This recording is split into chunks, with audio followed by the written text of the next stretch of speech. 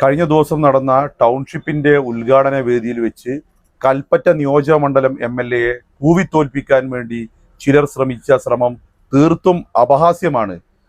സർക്കാർ പരിപാടിയിൽ ഇത്തരത്തിലുള്ള ഒരു സമീപനം അത് വളരെ ദയനീയമായിട്ടുള്ള ഒരു സാഹചര്യമാണ് ഉണ്ടാക്കിയിട്ടുള്ളത്. നമുക്കെല്ലാവർക്കും അറിയുന്നത് പോലെ തന്നെ കൽപ്പറ്റ നിയോജകമണ്ഡലം MLA അഡ്വക്കേറ്റ് ടി സിദ്ദീഖ് അവറുകൾ ദുരന്തമുണ്ടായ ആ നാൾ മുതൽ, ആ സമയം മുതൽ ആദ്യമെത്തിയ രക്ഷാപ്രവർത്തനത്തിനുൾപ്പെടെയുള്ള പരിശ്രമങ്ങളിൽ ആദ്യമെത്തിയ ആളുകളിൽ ഒരാളാണ് അദ്ദേഹം.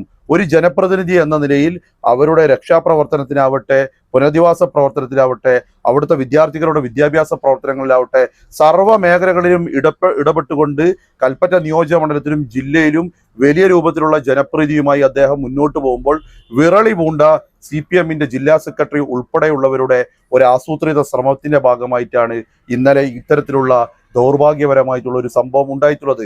CPM-ന്റെ ജില്ലാ സെക്രട്ടറി കുറച്ച് ആഴ്ചകൾക്ക് മുമ്പ് ഇവിടെ മാധ്യമങ്ങൾക്ക് മുമ്പാകെ പറഞ്ഞിട്ടുള്ളത്, കൽപ്പറ്റ നിയോജകമണ്ഡലം MLA മുഖ്യമന്ത്രിയുടെ ദുരിതാശ്വാസ നിധിയിലേക്ക് 1 രൂപ പോലും നൽകിയിട്ടില്ല എന്നുള്ള ഒരു പ്രസ്താവനയാണ്. തെളിവുകൾ സഹിതം കൃത്യമായി കൽപ്പറ്റ നിയോജകമണ്ഡലം MLA അത് വിവരിക്കുകയും അദ്ദേഹം ഉൾപ്പെടെയുള്ള CPM-ന്റെ നേതാക്കന്മാർ അപഹാസ്യരാവുകയും ചെയ്തതാണ്.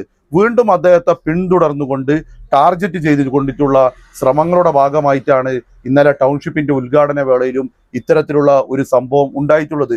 സർക്കാരിന്റെ വേദി, ഗവൺമെന്റിന്റെ ഒരു വേദി, പൊതുജനങ്ങളുടെ പണത്തോടുകൂടി സ്വരൂപിച്ച ഒരു ടൗൺഷിപ്പിന്റെ ഉദ്ഘാടന വേദി തീർത്തും രാഷ്ട്രീയ വേദിയാക്കി മാറ്റിയതിൽ വയനാട്ടിലെ ജനതയ്ക്ക് കടുത്ത അമർഷമുണ്ട്.